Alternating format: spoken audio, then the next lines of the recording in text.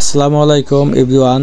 আজকে আমার টপিক হলো যাদের কিনা শারীরিক প্রবলেম আছে তাদের জন্য এই ব্যায়ামটি অনেক গুরুত্বপূর্ণ এবং তারা ধৈর্য সহকারে দেখবেন। এই ভিডিওটা স্কিপ করবেন না। যদি স্কিপ করেন তাহলে বুঝতে পারবেন না ভিডিওতে যে ব্যায়ামগুলো দেখাবো।